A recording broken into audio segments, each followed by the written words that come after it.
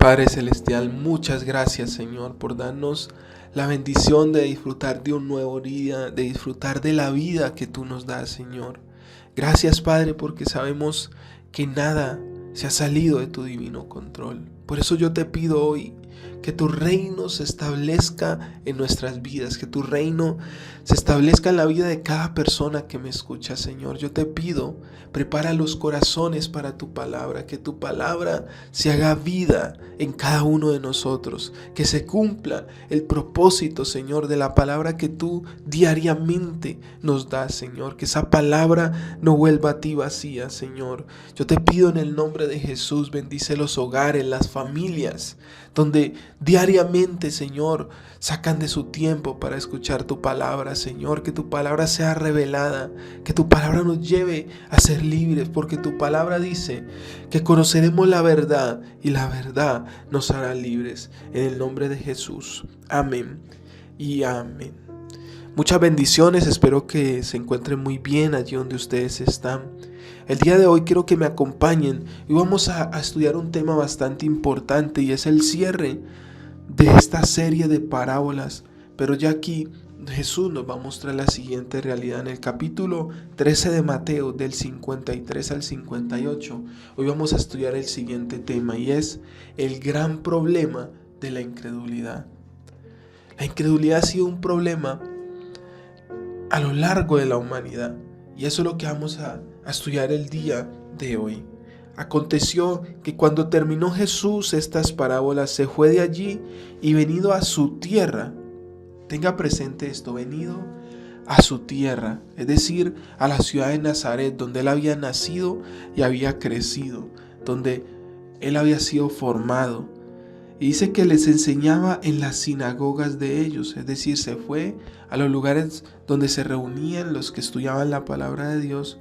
Y dice que enseñaba en las sinagogas de ellos y de tal manera que se maravillaban y decían lo siguiente. Preste mucha atención a lo que decían. Dice, ¿de dónde tiene esta sabiduría y estos milagros? Y mire la otra pregunta. ¿No es este el hijo del carpintero? Mire la otra pregunta. ¿No se llama su madre María y sus hermanos Jacobo, José, Simón y Judas? La otra pregunta. ¿No están todos sus hermanos con nosotros? Otra pregunta que hacen. ¿De dónde pues tiene todas estas cosas?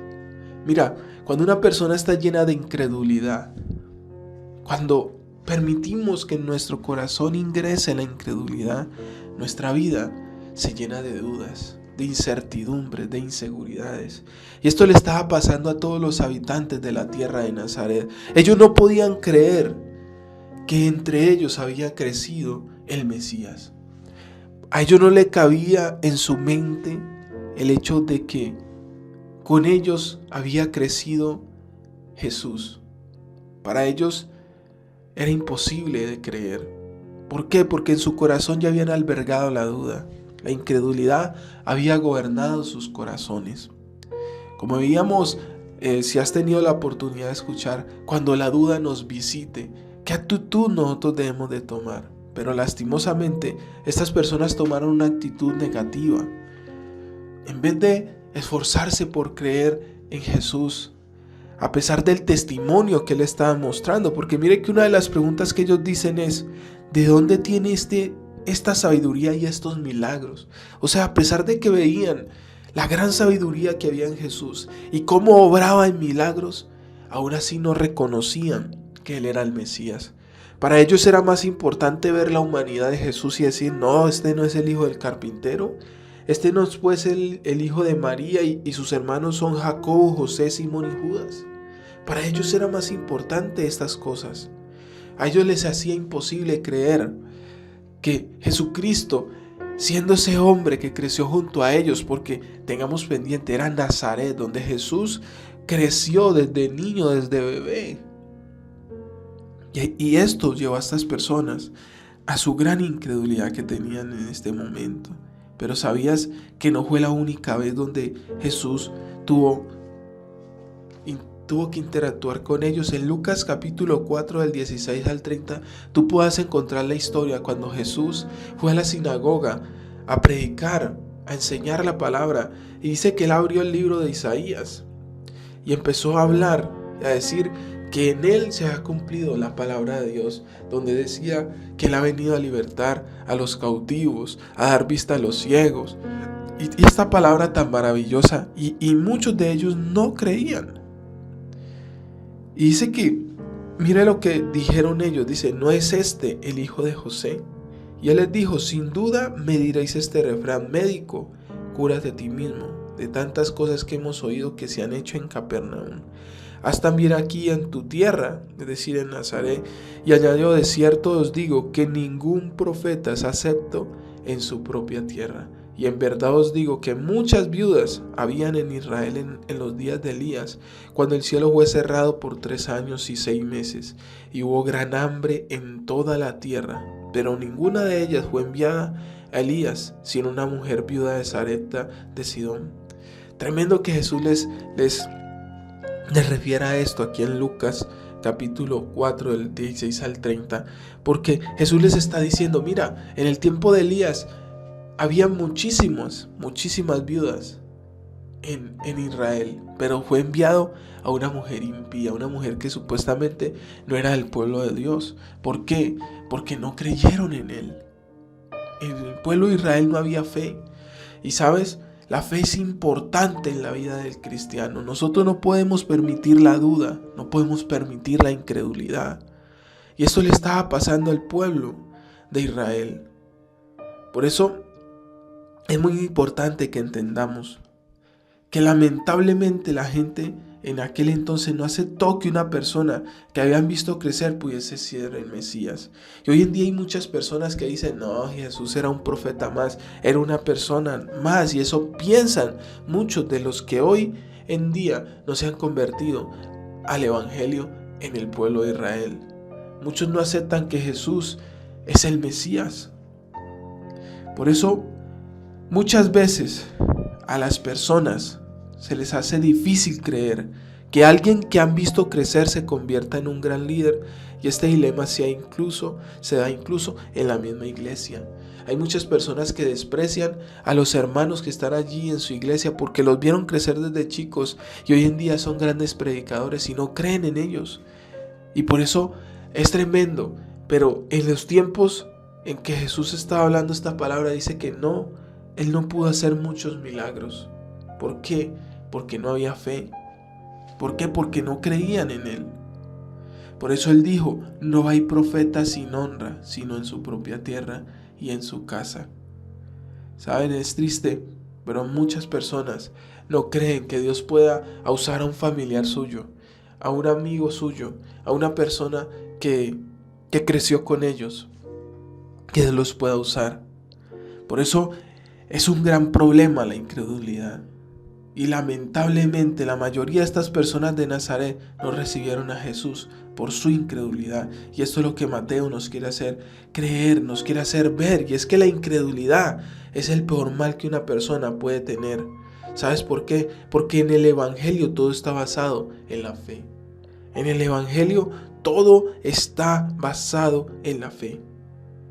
Y sabes, generalmente las religiones le piden al hombre ganarse la salvación a través de sus obras. Por eso Jesucristo no vino a mostrarnos una religión. Por eso el deseo de Jesucristo no es que vivamos una religión, sino una vida plena, una vida orgánica, una vida experimental de su presencia. Por eso el evangelio consiste en tener fe. Es decir, en creer en Jesús. Y mira, y es que si nosotros revisamos la Biblia, nos damos cuenta que la fe juega un papel muy importante para acercarse a Dios y alcanzar sus promesas. Por ejemplo, la fe es necesaria para ser salvo. La fe es necesaria para recibir cualquier milagro. La fe es capaz de llevarnos a recibir nuestra sanidad en cualquier enfermedad. Por la fe, nosotros podemos alcanzar las promesas de Dios. Y en Hebreos 11:6 dice, pero sin fe es imposible agradar a Dios, porque es necesario que el que se acerca a Dios crea que le hay y que Él es galardonador de los que lo buscan.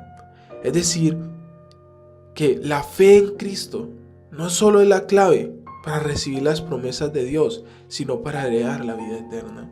Por eso no podemos permitir la incredulidad, porque de allí que cada uno de nosotros debe creer en las palabras de Dios. Es necesario, porque de lo contrario no es posible ni siquiera recibir la vida eterna. Y Juan 5:24 nos lo dice, de cierto os digo, el que oye mi palabra y cree al que me envió, tiene vida eterna, y no vendrá a condenación, mas ha pasado de muerte a vida. Y para concluir, ¿sabes? Aquellas personas de Nazaret no creyeron en Jesús y por eso no pudo en aquel entonces hacer muchos milagros. Pero nosotros debemos creer en Jesús, ya que Él es nuestra fe, la garantía de nuestra salvación. Si hoy tú quieres recibir de Jesús un milagro, tienes que despojarte de toda duda. Tienes que empezar a colocar todas esas dudas que tienes en oración delante de Dios. Decirle, Señor, la verdad, tengo dudas de esto.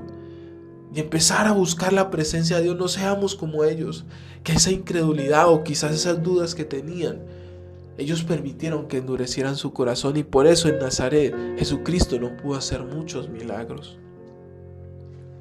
Padre Celestial, en el nombre de Jesús, yo te pido hoy, Señor, tú que conoces cada corazón que hoy me escucha, yo te pido, Espíritu de Dios, que seas tú despejando y toda duda, sacando de nuestra vida toda incredulidad, todos los que nos impida acercarnos a ti con un corazón dispuesto, Señor. Danos sabiduría, danos discernimiento, quita todo entenebrecimiento, toda duda. Todo lo que nos impida, Señor, acceder a tu presencia, acercarnos a ti. Todo lo que nos impida ver en nosotros una realidad de tu presencia.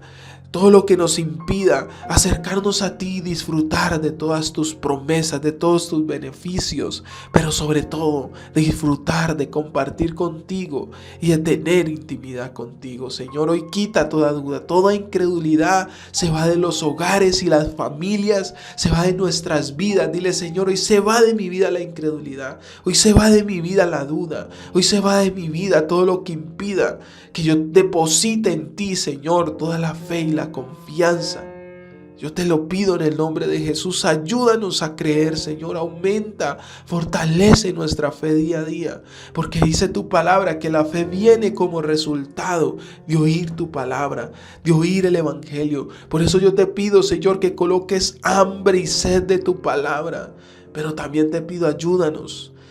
Ayúdanos a comprenderla cada día, danos discernimiento de tu palabra, ilumina nuestro entendimiento, quita todo velo, todo lo que nos impida llenarnos cada día más de tu palabra. Te lo pido en el nombre de Jesús, Padre. Gracias, a ti sea la gloria y la honra por los siglos de los siglos. Amén y amén. Muchas bendiciones, que tengas un excelente día, que la gracia, el favor y la misericordia de Dios te acompañen hoy y siempre. Amén.